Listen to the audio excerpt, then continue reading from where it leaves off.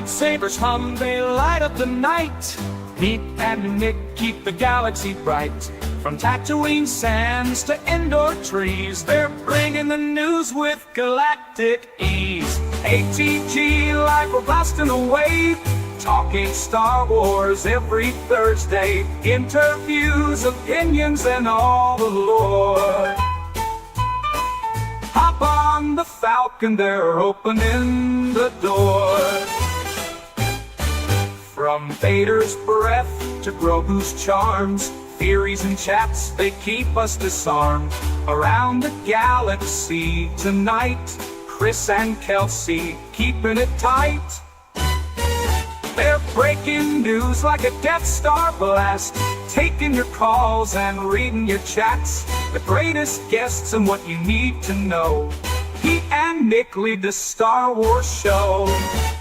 ATGLive, we're blasting away, talking Star Wars every Thursday. Interviews, opinions, and all the lore. Hop on the Falcon, they're opening the door. We're home. Welcome to ATGLive. It is Thursday night, and we are here ready to talk about Star Wars, talk about the news, talk about sports, talk about the Force, whatever it is that falls into that weird Star Wars crossover world where we exist. That's what we're going to do tonight. We're going to drink some alcohol. We're going to laugh. We're going to have some fun. I am one of your hosts, Nick Milkey, and I'm excited to join you as we do most every Thursday night. And I am also joined by my good friend and co-host, Mr. Pete Fletzer. Pete, what's happening? Hey man, how are you? Thanks for the intro. You know, we've been doing this for, I don't even know for how long. I was talking to my dad today, and I was, for some reason, well, we're both big hockey guys. I had to tell him Greg was going to be on, but on top of that, he was like, you guys haven't changed the show up in a while. I'm like, well, just, you know, be quiet. I'm sure something Don't tempt us with a good time. No, but I'm excited tonight. As I said, we do have Greg Wyshynski from ESPN on. A lot of people get excited when the leaves change color because that means football season is here. That means the World Series is around the corner. I get excited because I get to watch the Flyers disappoint me every single year. I love my Flyers. I love my hockey. I'm a hockey guy inside and out. And so this for me is really, really exciting to have Greg. We've had Arda and now Greg. And I think that's quite the combo. So I'm really excited about tonight. We're trying to nail down as many of our ESPN Star Wars crossover people as we can. I'm sure there's a couple more out there. We'll just have to keep searching. But it is going to be a great night. It's an exciting night. Before we get to all that, we've got several things that we need to do. We do housekeeping at the top of the show. We have our website, and honestly, that's probably the most comprehensive way we can do this, the sswnetwork.com. If you go there, you're going to find our merch page, which has got t-shirts, stickers, cups, glasses, silly designs, things that we've come up with. We've kind of tried to scale it back in the last little bit, refine it a little bit. You're going to find our Patreon program. We have a great group of patrons who support us, allow us to do what we do every week.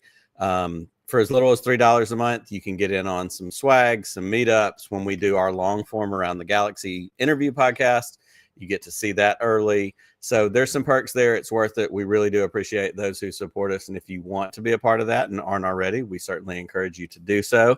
But all of those things, as well as social media, you can find all the different places we are on social media, also on the website. And we have added a new one, and I'm going to highlight this just very, very briefly. On Thursday nights, we stream to YouTube. We usually stream to the Twitter page. But last week we added a Twitch page. So if you have a Twitch account, even if you're not watching us on Twitch, if you're watching us on YouTube, but you have an account, go subscribe, throw us on there. We are also at the SSW Network on Twitch. Wow. I'm gonna maybe do some late night old guy video gaming where I just get destroyed at Fortnite, but it's fun and I just get to talk to whoever shows up in the chat because it's kind of therapeutic. But we're also streaming on Twitch tonight, so if you have a Twitch account, go follow us there, add to that. That would be lovely. We'd love for you to do that. Yes, Matt, you're right in the chat. I am too old for Twitch, but here I am trying to do it anyhow. So check us out, all those things on the sswnetwork.com. Matt, would you rather have Nick playing a Fortnite on Twitch or on TikTok trying to do some sort of dance. I think he's chosen the better of the two. But we are on TikTok too, where I just go and usually complain about other things that are happening about stuff. But we also have viewer involvement tonight. We do have a voicemail. Nick and Kelsey, don't let me forget to bring that one on. Yes. We got a voicemail from Matt. I haven't listened to it, so I have no idea what Matt has to say. But please make sure to check us out there on the voicemail line, and yeah, we do check it every single week. Call us and tell us why you love the show or why you don't like the show. We'll play it anyway. Like us. Right? It might just be that you're like, I don't like Pete's accent. That Jersey thing's killing me. Or it could be Nick's accent. I don't know. I would say, or the Alabama. It's one of the two. We bring you both halves of the spectrum at this point. Exactly. So we can't do what we do on a weekly basis without the two people who keep us in line, make sure we're doing what we're supposed to. So let's bring in our producers. Kelsey is here reporting in from the road. Chris is also here. Chris and Kelsey, how are y'all doing tonight? Hey, doing all right. Pretty excited. Going to see Iggy Pop and Jack White this weekend. Hey, nobody's going to fault you for being on the road and choosing to do something cool like that. So Detroit Legends, let's go. Yeah, we do absolutely win. I do like that you're sort of standing in front of a wall. It's almost like you're like outside of a Wawa doing the show, and maybe I am. All right, you could be. I don't know. My question is, have they taken your mugshot lineup photo, or are they going to after the show's over with? No. Mine's going to look more like the Johnny Cash one. So. There you go. Very cool. Christopher, what's happening, man? Y'all. Gosh, we got the combo tonight. I liked the curveball there. Thank you. Yeah, wasn't expecting it. Doing good. Glad to be here. Ready to talk some Star Wars because apparently there's some stuff that I'm going to have an opinion about. Yeah, it's funny. Tonight's news is like all opinion news. It's going to be fun when we get there because we're going to do our around the horn style with Greg Wyshynski when we get to that. So that's going to be great. Real quick, we do have our sports ball thing that we do. We're in week 3. We've picked different based on different categories: pilots, Imperials, Rebels, Jedi, all you name it. We have done it, and we did a draft. We had Kelsey, Nick, myself, and our friend Raven. And this week's question was: of these 4, who is your favorite pilot?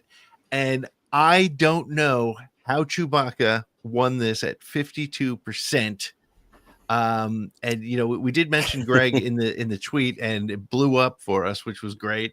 Look, it's not fixed. Chewbacca was my pick, and I really thought when I had that pick, I thought it was coming in last place. But it's I'm just going to go ahead and say right now, as an Auburn fan, whoever reffed this poll was the same person who reffed the Auburn-Oklahoma game last weekend. Yeah, because okay, sure.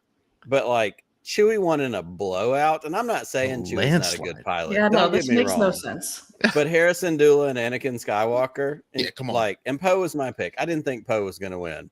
There's an imbalance here that that's all nostalgia. We're going to ask the commissioner to do an investigation into this one. I think the bots took it on. But so here's our standings at this point. I have a 4-point lead in first place with 2 wins and a second place. Nick, you trail by 4. Kelsey and Raven are tied in third place at 4 points each. Guys, it's not over yet. It's still really early. We're doing this for 17 weeks. This is through week 3. So I think we're in a pretty good spot, but I feel pretty good about where I am for now, especially because our baseball bet is just coming down to the wire as well. Well, not coming down to the wire. I've clinched it. The Phils have clinched it versus Detroit and versus the Braves. The Braves have been out of it since I think July, but we don't like to talk about that. Detroit, what did they win tonight? Are they? Can I just go to commercial? Can we why don't we do our toast and then we can get back to that? That answers your question silently. Right so, that answers your question right now. Nick, what's our toast tonight? We do have a toast tonight. It is the last night of Septeva. It is very important to point out that we have this silly toast that we do every single month. And it's based around action figures in your beers. And it started with Snoketoberfest. And Snoketoberfest starts next week. We're excited to get back to the one that started it all, but we have one more month of September, and there's only one real way to go tonight, and it is to toast a trio of fantastic Star Wars birthdays that are all today. We have Donald Glover, Mr. Lando Calrissian himself, one of the Mr. Lando Calrissians himself. Good correction. Also, Mark Hamill. I think you've heard of him. He might be involved in Star Wars in some way, shape, or form. I believe he is 74 years old, 74 years young today. And then, and I just saw this highlighted in the chat. Where did it go? Our man, Lloyd, Angry Tasty Cakes themselves, overshadowed by Luke Skywalker every year with his birthday. One of our producers, one of our brothers in arms, has been a part of all the things that we have done. We love Lloyd. We love all the things that he has done and connected with us over the years. So there's no real other way than to toast the last week of September, other than to toast these three amazing birthdays. I do have the video lined up in the chat. And because the mail works the way it does, and I've gotten screwed over by the U.S. Postal Service again, I don't have my Carson Teva figure. So what we are doing is we're going with our other favorite bearded new Disney figure, and it's my man Cobb Vanth. So he's going in the beer. We're going to hit that message, and we're going to wish happy birthday to all of our favorite Star Wars friends. Cheers. Happy September. And Pete, hit that video. Carson Teva, Delphi Rangers, I have a time-pressing matter to attend to. Sorry for dropping in unannounced. Let me buy you a drink. These aren't isolated incidents. They need to be stopped before it's too late. Okay, see you. Okay, see you. I like that. I had to mix in some Appa from Kim's Convenience to wrap that one up. That is great. Well, we are going to take a quick break, and when we come back, we're going to be joined by Greg Wyshynski talking sports and Star Wars. So we'll be back in just a moment with more ATG Live.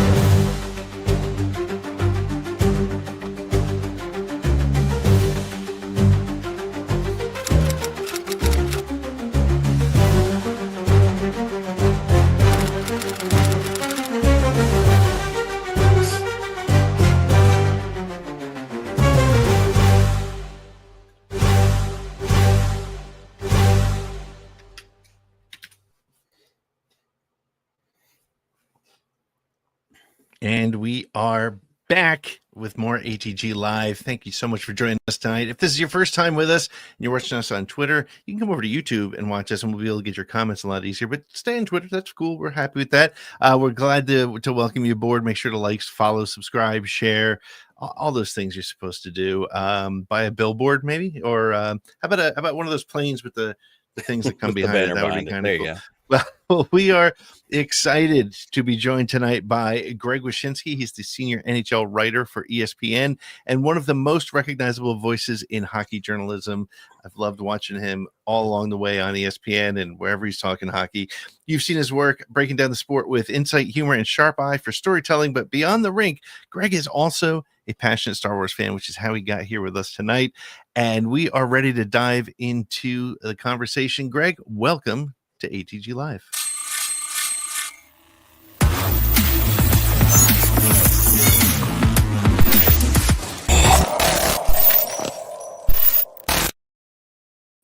Greg, welcome aboard. How are you?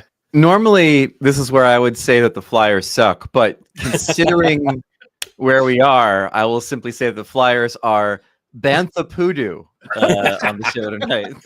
Well, it begs the question: are you a Devils guy? Because I know you're from New Jersey. Where do your hockey allegiances lie? Yeah, I'm a Devils fan. I grew up a Devils fan. My dad was a Ranger fan. Then he became an Islander fan when they came to New York in the 70s. And then when I was born, and became a hockey fan, I converted him into being a Devils fan. So I'm a Devils fan, which is honestly like the shining light in my sports fandom most years, because I am also a Jets fan and a Mets fan. So the only well, I mean, I saw a Mets championship in '86. I was kind of a young pup then. So the only championships I've been cognizant of have been the three Devil Stanley Cups in '95, 2000, and 2003. You know, it's funny with Jets fans. I never am like, I'm not a Jets fan, but I still root for them. You know, it's kind of that sort of thing. It's like just once, give it to the diehard fans. But we're a pitiable franchise and a pitiable fan base. Now, you said you're from where in Jersey are you from? I was born on Long Island. I grew up in North Jersey, up in Northwest Jersey, Sussex County. But I became a Flyers fan because, well, my dad, like your dad, was a Rangers fan, then an Islanders fan because he was from Long Island, and so he went to school right by where Nassau Coliseum went in. And I was playing hockey with my dad when I was 5 years old. And he said, "Hey, you face off just like Bobby Clark." And I was like, "Cool. What team is he on?" And he said, "The Flyers." And it was 1975. I said, "Are they good?" He said, "They just won the cup." And when you're 5, that's all you need to know. That's all you need to know. And they haven't won since. So it's my fault. New Jersey, as people know that are probably watching, like New Jersey is shaped like a bean, right? So like but essentially the fandom in New Jersey for hockey is kind of a Neapolitan ice cream, right? Like you've got your Flyer section on the lower part of the bean. Yep. Then you got your Devils kind of in your middle, central New Jersey. Some people believe it doesn't exist. The governor said it exists, so we'll go with that. And then the top is usually all Ranger fans because they're all like New Yorkers that can't afford to live in Manhattan, so they all move to North New Jersey.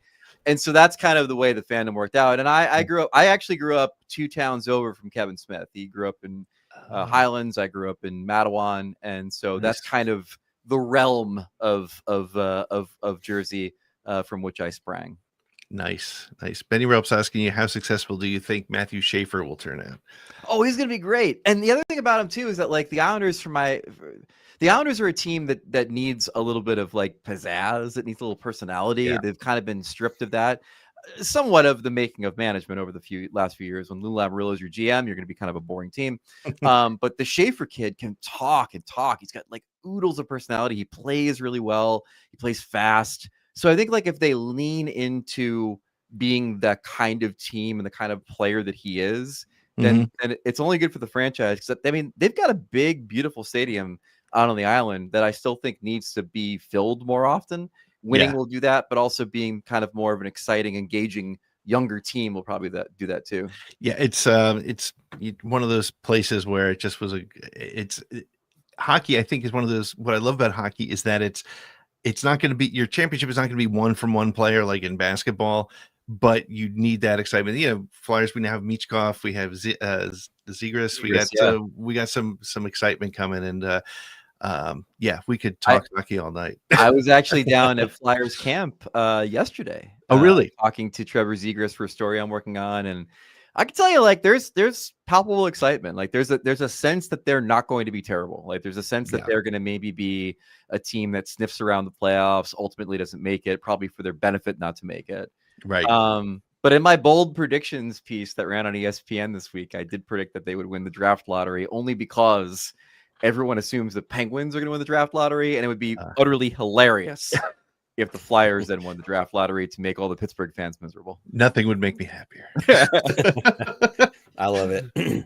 Well, living in Alabama, I don't have a lot of hockey things to contribute to this conversation. I will say, though, as a dedicated Braves fan, I will respectfully give you your due as a Mets fan because there's a great long history there with the Braves and the Mets. But we could talk sports all night, and we would if you gave us a chance, because we've got SEC, we've got football, we've got baseball. There's so many things we could get into, but we do want to get into some Star Wars because you are a Star Wars guy. You're a noted Star Wars fan.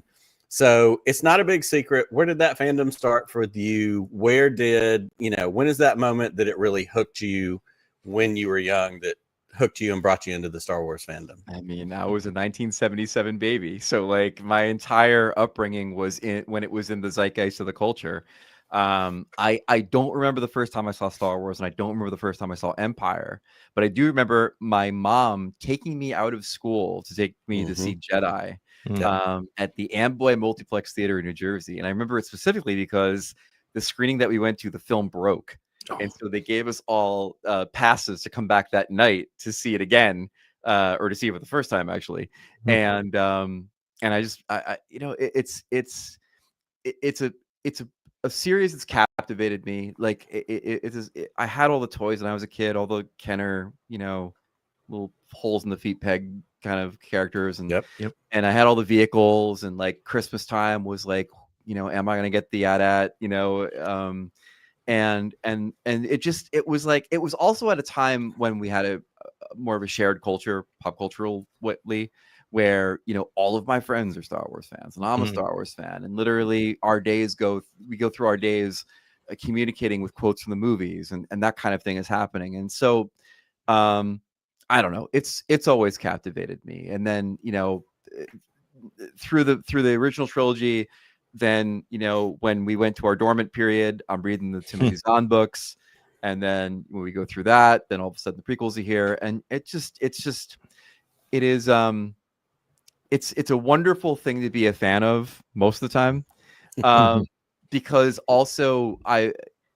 often thought about the fact that now we have open world video games. Like I play a lot of Zelda on the Switch, and it's a wonderful thing to just, you're playing for an hour and then all of a sudden you're playing for 5 hours because you're going on these side quests. And I've always considered Star Wars to be an open world fandom, in the sense that you can kind of make it what you want it to be, and you can kind of explore different corners of it, and oftentimes explore different corners, the absurdity of it. I'd mentioned Kevin Smith before. I think Clerks, I think, hit the way it did because it captured that beautiful part of fandom where we are talking about the absurdity of the contractors on the Death Star sometimes, because Star Wars opens it up to those kind of discussions. So whether it's the mainline reading of the saga or the sidebars of the saga, like it is an all-encompassing beautiful thing, and the most, beyond sports, the most major fandom of my life.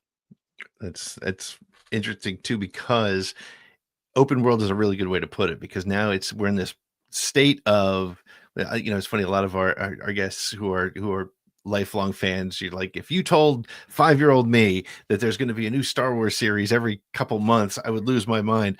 But how do you feel about that? Is there Chris is going to slap me from way down in Philly when I ask this, but do you ever get to a point you think where it's maybe, do we have too much Star Wars, or how does that kind of feel for you? Well, that's my concern. Oh, first of all, I should say all of the opinions I give on the show are of mine and not of the Disney Corporation. That's my concern with the Mandalorian movie. Is we saw it with the MCU, where there was this sort of hesitation in the marketplace to go see something like the Marvels, because not everybody watched the Ms. Marvel show. And so when you have that crossover from Disney Plus shows to the big screen, and again, like I think most Star Wars fans are cognizant of the Mandalorian and cognizant of the Baby Yoda phenomenon, but maybe didn't see every season of the Mandalorian, and certainly didn't see the Book of Boba Fett, right? To be honest. So so then it becomes a question of like, is that going to be a barrier to entry? And so to answer your question about like, is there too much Star Wars? I think there can never be too much Star Wars is the answer. But when you're talking about the mainstream success of these films, and Star Wars getting back to a place of cultural dominance, it does become a little bit of a challenge when people feel like they have to do homework. And my concern is that they're going to feel like they have to do homework with the Mandalorian movie, and I hope that's not the case. Yeah, that's always been a complaint of mine. But I think, but I do think that there is this. It's interesting, and I think we'll talk about it a little bit later in the news section. But there's this sort of, I think we all felt it was a safe move, to go with the most popular series. And I think like everybody knows Baby Yoda. They may not know the Mandalorian, but everybody wants to see what this Baby Yoda thing is still about, those that haven't gotten on the train yet. So, but I do agree. It's as long as you don't have to have seen the first 3 seasons to be able to follow it, we'll be in good shape. And there are ways to do that too. I mean, like, they're like I remember the first X-Files movie when it came out. They kind of worked it where even if you weren't completely immersed in the mythology episodes of the X-Files, like you can go see that movie and have a cracking good time. Like you kind of understand who the characters are, you kind of understand what the stakes are. And if you can pull that off, then I think obviously we know the Mandalorian characters are very compelling, to begin with. So hopefully they can just craft a crackling good adventure movie and have everybody come and see it. Cool. Absolutely.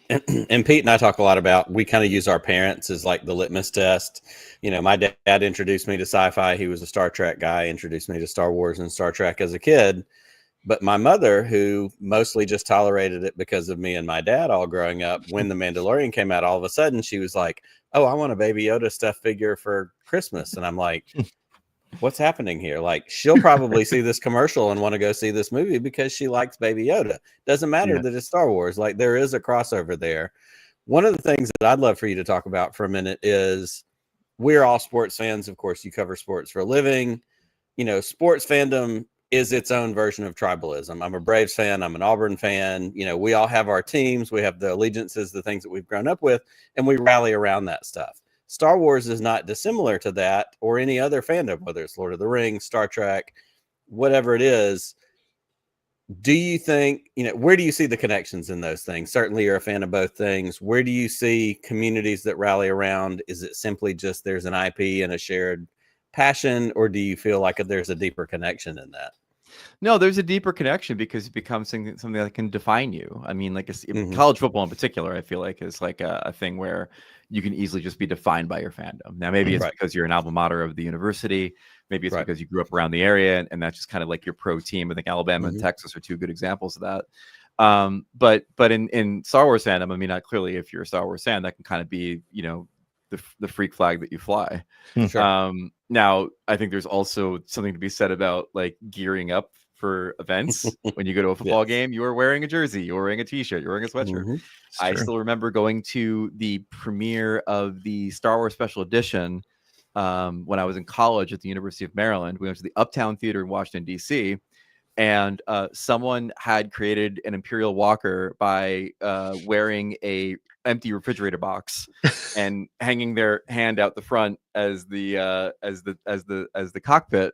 And you know, this isn't Comic-Con, this isn't whatever, this is just a movie that is playing at a theater in Washington, DC. And when I think about that, I think to myself, okay, that's part of the fandom too, is like you dress up for the occasion. You dress up when it's not the occasion to let people know that you are a fan of the property or of the team. And so there definitely is a lot of shared DNA. I never thought of wearing a uniform to the game as sort of cosplay, but I guess it's really kind of true, right? It's showing your allegiance. You usually, I mean, I always have like Crux name on my back when I go to a Phillies game, and so it's like you're kind of playing your favorite character in a way. So yeah, and it goes beyond that too. Like, I've gone to games. I mean, the Raiders are probably the most great example of, like, you know, people wearing like, you know, Road Warrior shoulder pads with the spikes on them and painting their faces and stuff. And that's not simply a fan. That's like somebody who's living the lifestyle. I covered the Edmonton Oilers last year's in the Stanley Cup final, and like people come to the game decked out in orange tuxedos and things like that. And so that goes beyond fandom. You are now participating in a level of cosplay that you'd see at a sci-fi convention. So there's definitely that kind of shared DNA between the fandoms. Yep. Well, let me let's since we talked about the Oilers, we talked about a little bit about hockey. Let me throw you a hockey Star Wars question. I'm going to ask you to take, and they can be retired, they can be current players, they can be favorites, whatever. But I'm going to give you 3 characters, and I want you to cast them as hockey players. All right. Let's start with Han Solo. Yeah. Who do you think in the NHL, past, present? I mean, it's got to be somebody with a level of cool, and it has to be somebody with kind of a devil may care attitude. Let's go Ovechkin. I think Ovechkin has a bit of Han Solo in him. I think that he is somebody who is rough around the edges. Yep. I think he's a bit of a scoundrel at times, depending on how you feel about his political beliefs, and ultimately, you know, extremely successful in what he's set out to accomplish. So I think that would be, especially when you contrast him with Sidney Crosby. That's always like the best thing about this era of the NHL, is that you had this Russian guy who's rough around the edges. He's a rock star. He celebrates wildly when he scores goals, and he's contrasted with this Canadian golden boy who is robotic and predestined to be a star. And it was a real Beatles Stones kind of thing for a while, Magic Bird, however you want to cast it. So I think Ovechkin as the rogue, the charming rogue who ultimately saves the day, probably works for me. I like that, because I've always said about Ovechkin is I don't like him, but if he was on my team, I would love him. Right. So he's what about who would be Luke? Who'd be Luke Skywalker? Probably Gretzky, I think would Mm. probably be Luke. Like, Okay. not only because he's a farm boy, like Right. he's from Literal farm boy, yeah. the prairies or Yep. whatever from out there. But he's sort of like, I mean, he was he had the highest midichlorian count of anybody in the National Hockey League during the 1980s, and ultimately was the one who carried the flag for the league and set all the records and had sort of young Mark Hamillish hair for a while as well. He So did. that's He that's did. how I go with Gretzky in that comparison. I can't go with the hair, but I'm going to throw one other alternate option in there. Maybe we get a Jaromir Jagr as a Luke Skywalker. Came in super young, was a Yeah. big deal pretty early on, had a long staying power. He's still around. He's the old guy on the mountain who's going to fade away into the hologram. I don't know. I live in Alabama. I don't fully get all the hockey things, but my limited connections along the way, I feel like that one could work. The other one is I have a diatribe about how Lanny McDonald could maybe be Hondo, but we'll get into that a different day. I think your Yager one is pretty good actually, because like while Luke disappeared on a while sitting on a rock formation, Yager disappeared as a 50-year-old still playing hockey somewhere in Czech. Still playing and just went away. Yeah, it works pretty good. It works. That's awesome. All right, well, I'll give you one more. We'll close it out, and I'm gonna say Kylo Ren, who's kind of the angry, bratty, may swing his lightsaber at you if you're in the wrong spot. Man, yeah. Because that would be somebody who is on track to be the new savior, Right? And kind of lost their way. Yeah.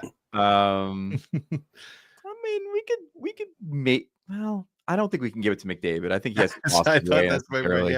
yeah. That's a really good question. That one is a tougher one. Like you could go with like an Austin Matthews, who's now in the Leafs, and they're of course the evil empire of the NHL, and they've never really accomplished anything there, and he gets flack for it as well. I don't know. I have to ponder that one a little bit more, because there probably is a player I'm not thinking of that would be the perfect proxy. Yeah. Benny Rupp said Sidney Crosby, which he's just a brat. But yeah, all right. So that's great. Thank you. That's 3 Star Wars characters. I think that's I like where you went with that. Yeah, it totally works. I'm going to ask you one more question, and we're going to go to a break, and then we're going to come back. We're going to do our news, kind of around the horn, around the galaxy style deal. You're a journalist. You're somebody who obviously analyzes hockey. You spend a large portion of your time being analytical as a sports journalist, but also as a Star Wars fan. My question is, do you watch Star Wars from that same kind of journalistic, analytical mode, or are you able to switch it off when new Star Wars stuff comes out? Are you able to go, holy crap, let's pop some popcorn, let's drink some booze, let's have some fun? Or is there a weird in between? Where does that land for you? Because you're kind of caught in the middle. I don't know a Star Wars fan that isn't overanalyzing what they're watching. Like, sure, for me personally, like, so when I went to Maryland, I was a film minor, so like I automatically start approaching films based more on like the things that are making me feel the way I feel, and why is what's happening. So like the editing and the lighting and the performance and everything else. I'm already approaching film with that in the back of my mind, which again is kind of a curse, because like it means you can't always necessarily just viscerally enjoy a film. But when it comes to Star Wars, I mean, like, look, we all loved Andor, right? But it's impossible to watch Andor without thinking about the things that make us love Andor. The practical effects, the realism, the pacing, the performances, the seriousness with which it takes the subject, like all that stuff that makes it work. It's impossible not to think about what the machinery is that makes something like that work, and maybe what the machinery is that makes something like Rise of Skywalker not necessarily work. And so for me, it like I love 90% of the Star Wars things that I watch, but there's no question that as I'm watching it, even when going back and watching the prequels and the original trilogy, there's always something in my mind being like, what is it about this that's working? What is it about this that's not? Why did it work? And why did this not work? Yeah, and it is interesting, because the point of people wanting to love everything, and you find this sort of there's like a weird reality in there somewhere between people who love absolutely everything, and if we're honest, I don't think we can, and we have people who just now hate everything just for the sense of hating it and bringing it closer to their own cultural perspectives. And like for example, it's impossible to watch the Mandalorian trailer without wondering why there are 3 Babu Fricks. Now, they decided that 2 Babu Fricks would not be enough. They had to triple the Babu Fricks. Why do we have 3 now? Why do we have Babu Fricks? Because my 72-year-old mother is going to go, oh, Right, he's cute. exactly. Let me get one of those too. In the context of a trailer for a movie we haven't even seen, my mind is working as to why so many Babu Fricks. Right, and that's Star Wars now, right? As soon as a casting announcement comes, that first picture from Starfighter, we've all tried to guess what planet it's on and what he's doing, and so it does get pretty intense. Well, we know what he's doing. He's looking for the map to dry land before Dennis Hopper can catch him. That's obviously what he does. Star Water World. That's what it is. Star Water World. Here we are. Perfect. Well, as we say, we are always looking at what's coming down the pike and what the news is and over analyzing it. So we're going to take a break, and when we come back, we're going to do our Around the Galaxy segment. And Greg, you're going to hang out with us. We'll go over a couple news stories and have some fun. But we're going to take a real quick break, and we'll be back with more ATG Live.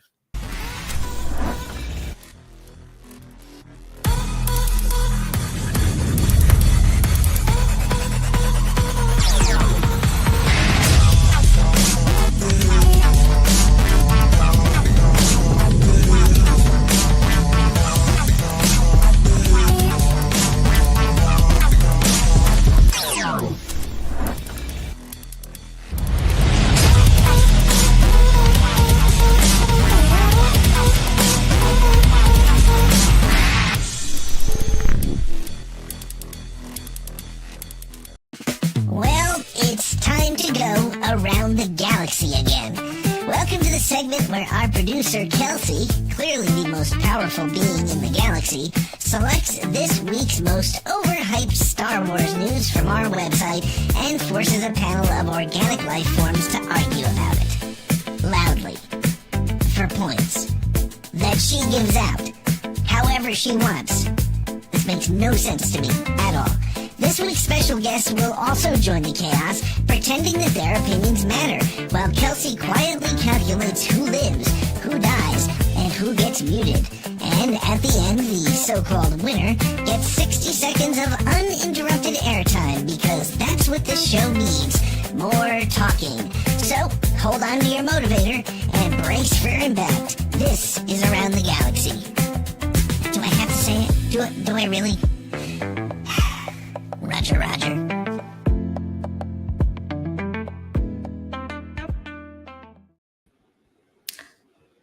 Oh my goodness, the cameras are right? Yes. I figured it out. Let's go. I don't know.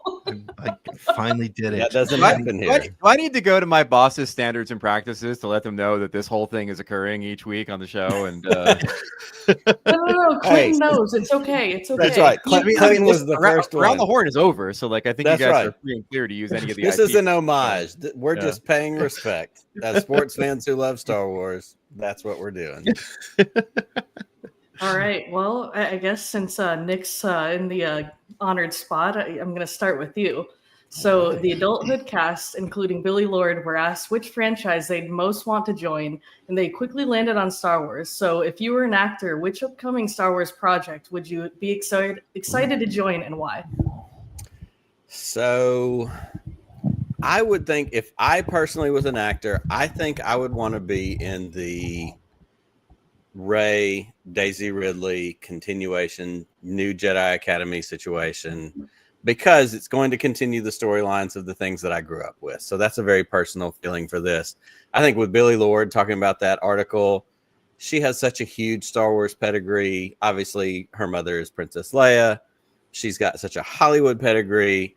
I love that she's connected to Star Wars. I don't know that if we need to do a thing where I don't think she has to be a main major character going forward. I think she would love to be involved, but she has a career that's outside of Star Wars and outside of who her mother was.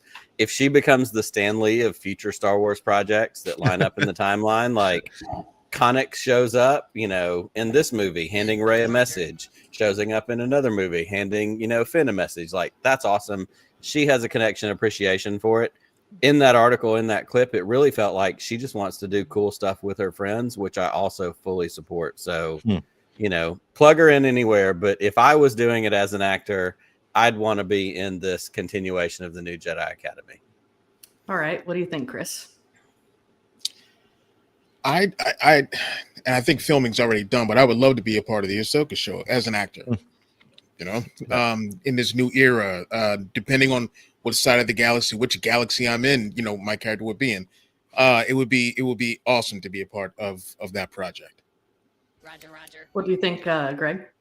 I would want to be on the General Hux origin show, The Paper, on Peacock, where they show his rise through a local journalism to eventually lead the First Order.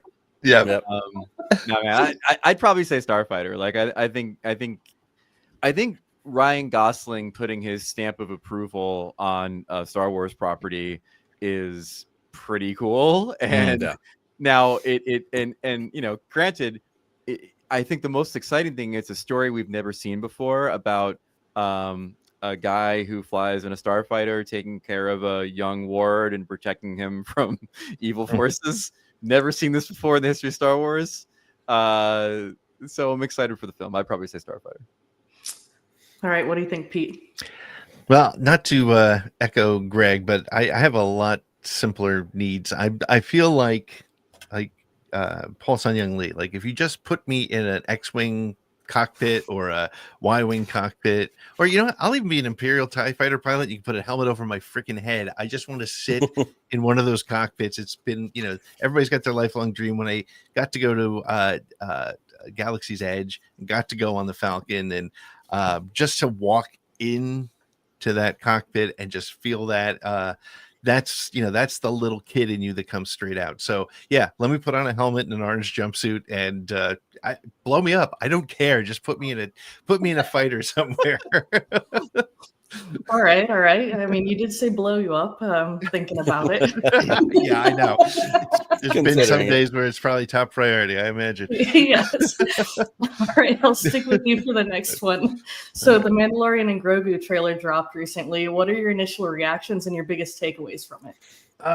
Okay. So this is Greg made the reference to it a little bit earlier. It's interesting because to me, there's a couple things that I noticed, and I put up a little TikTok video about it. And it's important to keep in mind that it is a trailer or a teaser rather. Lots and lots of puppets, lots and lots of practical effects, lots and lots of aliens, one human face the whole time, and that was Sigourney Weaver. But we know nothing about the movie at all. Nothing at all. I mean, we don't know who the villain is, what the plan is, where it's going to fit. So I'm excited to see Star Wars on the big screen. I'm confident that it's not going to look as much like the streaming show as it did in the trailer, because they always are putting those next steps all the way up to release. But I have to admit, I do feel a little bit of concern about going with season 4 of The Mandalorian on the big screen and it not feeling as epic as Star Wars needs to feel. But that's my little hot take on that. All right. Greg, you want to put on your Disney shill pants and counter him? I think it's terrific. And go watch The Acolyte while you're at it. No, I think actually I've thought about your gripe about the effects and like it not looking epic. And I think the problem is that those Disney Plus shows are really well done. Like there's nothing really like TV centric about some of the things that we watched in the previous seasons of The Mandalorian, where you're like, I mean, like there are epic things that if it was on the big screen, you'd be like, wow, this is awesome. But they just happen to be in a show. So it's hard to really make that leap, I think, from what we've seen on Disney Plus to the big screen when it comes to The Mandalorian, because they were already doing cinematic things in the show. For me, look, man, I'm a man of simple tastes. Give me Sigourney Weaver in a Nostromo jumpsuit. Give me an Imperial Walker falling off the side of a cliff. By the way, there's got to be an easier way to get up the mountain than like having all the walkers go single file up the cliff. But I'm a man of simple taste. Like you showed me some things in this trailer that I will be very excited to see in a film, even if I have no idea what it's going to be about. And that's okay. Like the first Avatar Fire and Ash trailer was just that. It was just cool images. And then the one that dropped this week lets us know what the movie's about. So I'm fine with it being kind of a teaser for what we're going to see. I'm sure we'll understand what the storyline is as we get closer to release. And there was nothing there to entice me to want to watch the movie. Chris, what do you think? I'm going to back up what Pete said. Really? Breaking news. do have a problem with there being only one human face in this movie, and that is that it has not happened sooner.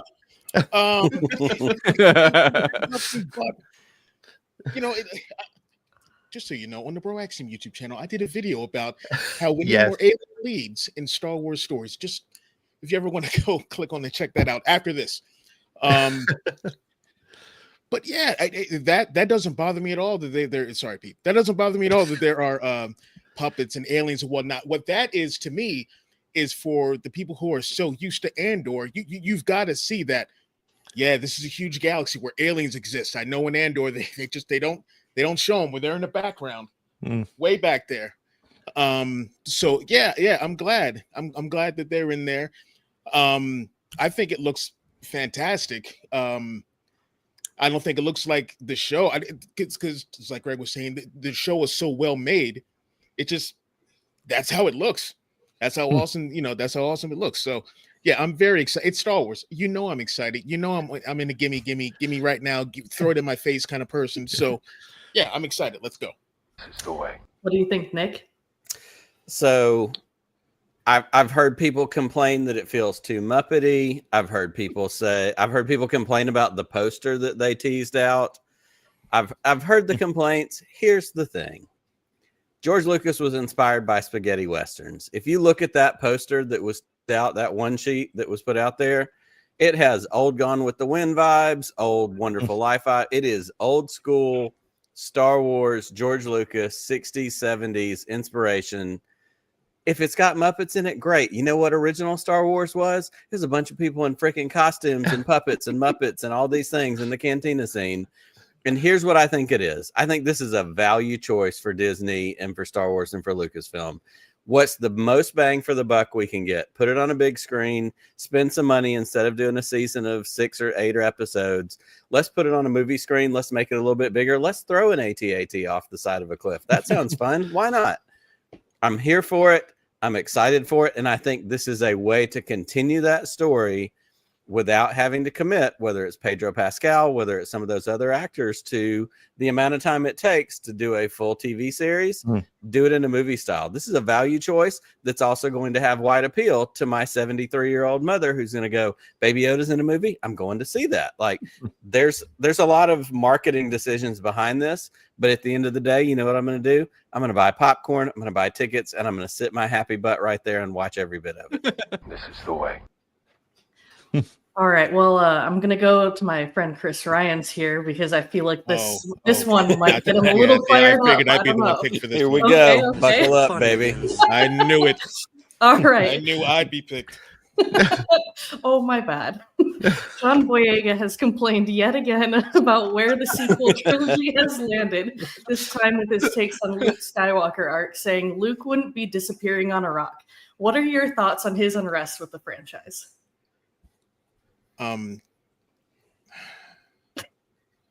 Listen, as someone who has, and I'm talking a very base level, like level 1, been a filmmaker and a script writer and all that. When my cast would come up to me and ask me like, oh, can I change this? And he should be doing that. And I'm like, all right, cool. Go over there and say the lines that I wrote on the page. Thanks. The one thing that I say, and I said this when Hamill said all he had to say with Last Jedi, shut up, talent, and just do what's on the script. I hate that I feel that sort of same way with this, and no, I do have to disagree with it. Love Boyega. I want him to have his own set of like 15 movies for Star Wars, but no. Yeah. What do you think, Greg? Oh man, we don't have enough time to do Last Jedi relitigation. Oh no. It could be on the Patreon, but I adore that movie, and I always felt that Luke's pacifist solution to the issue at hand was a beautiful button on his character, at least the way that it was portrayed in the film. Yep. That being said, I do like this second career that John Boyega has created for himself, where he will be a 79-year-old man at a Comic-Con complaining about the sequel trilogy and probably drawing applause for it as well. I mean, I think he's carved a nice niche out for himself as being the ultimate detractor to that series, and then I'm sure there's going to be a lot of people that support it as well. So I don't know. I'm kind of with you, Chris. Like, I wish that things were different and that we could have like the characters in the sequel trilogy go off and do their own adventures and have their own shows and things like that. But it's hard to imagine that's going to be the case with Boyega, with the way that things have gone with his conjecture about the series. Yeah, and he's not, and he's not absolutely wrong for like having that kind of. No, I'm using like maybe this isn't the right word to use, but vitriol towards some of the things with Lucasfilm, because he was done dirty. His character, everything, it was all done very dirty. If you showed somebody The Force Awakens and then showed somebody Rise of Skywalker, like it would be flabbergasting where his character ended up compared to where you believed it could end up after The Force Awakens. So I completely agree with you. Like he's got gripe, but like there's a lot of nitpicking happening, I think, when he starts discussing things like Luke Skywalker's fate. Yeah. All right. Well, speaking of our old men at Comic-Con, Nick. Well, yes, 100%. And here's the thing, and we've hit on a couple of these points. Greg said it, Chris said it. When Last Jedi came out, Mark Hamill was very vocal, and he said, I didn't like this, I didn't whatever. You know what Mark Hamill also did? He came around and he said, you know what, Rian Johnson kind of knew what he was talking about. So to go to Chris's point, work with me here. I've got an idea, I've got a plan.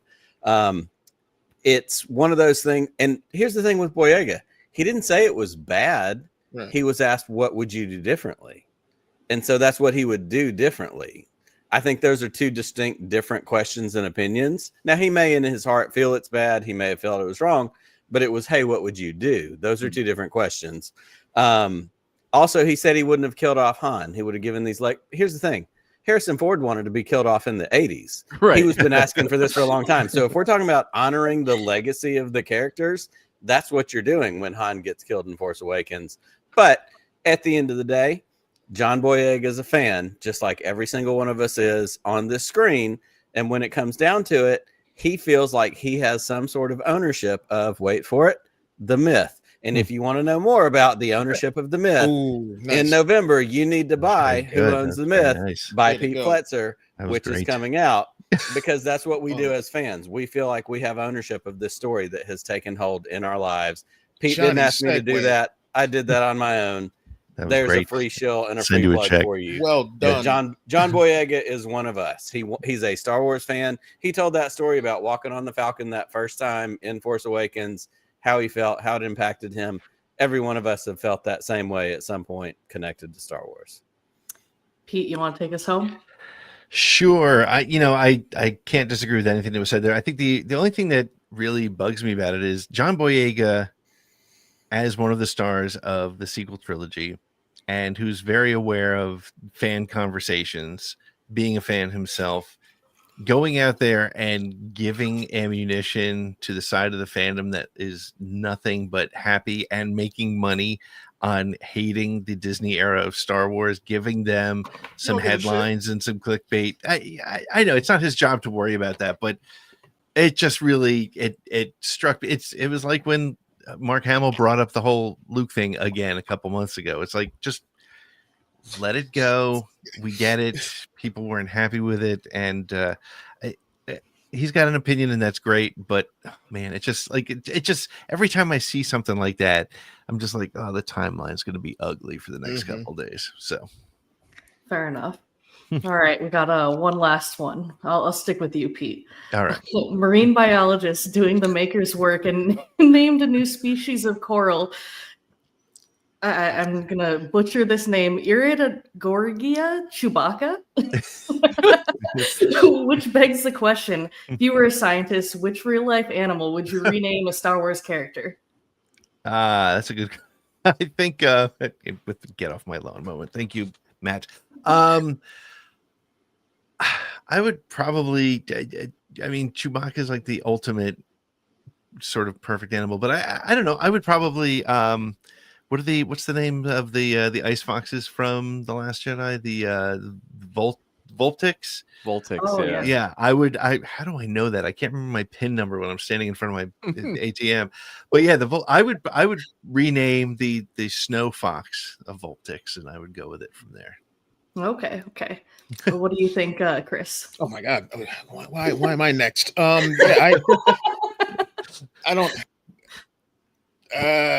What a dewback creature looks alien to you? I don't know. Yeah, give me any random large reptile. Just name it a dewback. I was not prepared for this one. My bad. All right, Greg. Oh, I would definitely rename raccoons Salacious Crumbs. Like, that is easy call. Like, what got into the trash cans last night? A pack of Salacious Crumbs. Easy call on that one. Love that. Nick, you're muted. Dear God, minus points. Every time. I actually even unmuted before this, and I hit it twice. Oh my gosh. Amateur hour. It's hard to compete with Greg's answer, but if I'm going to come as close as I possibly can, when I go to a fancy restaurant and I see that tank right by the front door with those little sea crustacean creatures, I'm going to say, I really would like one of your finest therm scissor punches when you give me a lobster on my plate, because it was designed, it was supposed to be that way, but there's nothing better than a fresh New England therm scissor punch on your plate with some drawn butter and, a piece of bread. But unfortunately, you'll get completely messy because all the bibs are for tuna. All the bibs are for tuna. This is why he gets the big bucks, folks. This is it. And you can tell the dads on the screen are like, "That's a good one. That's a good one." Yeah, it totally works. I'm telling you, that's totally right. works. Yeah, I feel like that just won Greg the platform here. So put him over the go ahead, line you get right there. 60 seconds on the clock. Oh, well, first of all, I just want to thank everybody for having me on. Sure. As what we were talking about before the show, my like most notable foray into Star Wars fandom in podcast form was on the Star Wars Minute, where they invited me on whenever somebody of significance died in the films, in Ewok, Obi-Wan, I believe, on and on and on. So it was good to just have a nice discussion that didn't involve any death, I suppose is what I would say in my 60 seconds of time here. Excellent. Well, great. All right, Well, Pete, you want to take us home? sure. Yeah. Well, it's been another fun show tonight. Thank you, everybody, for hanging out with us. If you're watching us on Twitch, we had I think we have more watchers on Twitch tonight than we have on YouTube, which is, it just took us how long to get to Twitch, right? We're, we are a little bit behind, but we're happy to be there too. But I want to just thank everybody for hanging out. Greg, where can people follow you on the interwebs? And keep up with all the cool stuff you're doing? You can read my reading on ESPN.com. I'm on X at Wyshynski, WYSHYNSKI. You'll probably find me there on Blue Sky and Threads and other places by my last name. If you want non-hockey content, the podcast I used to host, Puck Soup, has a Patreon on which I do a number of different podcasts, including one called Mise en Pod, which is a food TV podcast I host with my wife, Ruby. Where we do during Top Chef season a podcast every week covering the show. The next one's going to be about Next Gen Chef on Netflix, which was actually a really good fake Top Chef that was very exciting to watch. So I don't know, just follow me. Follow me. You'll find something that I like, probably that you like that I do. Excellent. Well, Nick, what's the upcoming schedule for us? And by the way, before you get that, Matt, I want to let you know we're going to get your voicemail on the next show. I promise it's queued up. We'll get to you on that next one. It's because it's probably solo related. So I haven't listened to it, so I don't. You gotta let That's that right. go, Matt. Kelsey's got to brace herself for the Yeah. solo talk. No, I was gonna have a good weekend. I didn't want it ruined by that. Yeah, well, We can't ruin Jack White with solo talk. Yeah. Yes, we do have. So we're changing things up just a little bit. We are going to kind of slowly transition into an every other week format. We're going to be off next Thursday. We're going to go to kind of an every other week, but we will be back the week after that. We have an amazing guest coming up. His name is Jake Wexler. He is a woodworker who I discovered on TikTok, and he makes lightsabers. He made a wood handcrafted AT-AT, like all this crazy stuff. You can go track him down. It's really cool. But we're going to kind of be in this weird transition where Jake's going to be on. And then the week after that, we have our friend Becca Benjamin from Tarkin's Talk Shelf. And then we're going to have a week off. And then we've got a couple weeks in a row because we've got another potential guest as well as Pete's book coming out. So we're transitioning to every other week. But in the meantime, we may have a couple of back-to-back weeks along the way. But next week, taking a break, chilling out, do some fun stuff with your family, get out in the world, go explore the universe and the galaxy, do what you need to do. And then we will be back in 2 weeks. But you can always find us on social media and the sswnetwork.com that'll tell you what's going on and what you need to be looking forward to coming up. Excellent. Well, like we said, Matt, we do have a voicemail from you, which we will play next time around. And if you're listening to the show or you're watching and you're listening in the car on the playback next week, early next week, and you think of something you want to call us about, let us know. What did you think about the Mandalorian trailer? What do you think of the picks that Greg had for his Star Wars hockey guys? We will be back, as Nick said. And Nick, until then, may the force be with you always. Just one more round, friend, then homeward bound, friend. Don't forget me in your dreams. Just one more song, friend, and then so long, friend. The nights get shorter, it seems. Just one more rhyme, friend. Yes, it's a crime, friend. But you know time, friend. Time can fly. So it's good night, friend. Good night, but not goodbye.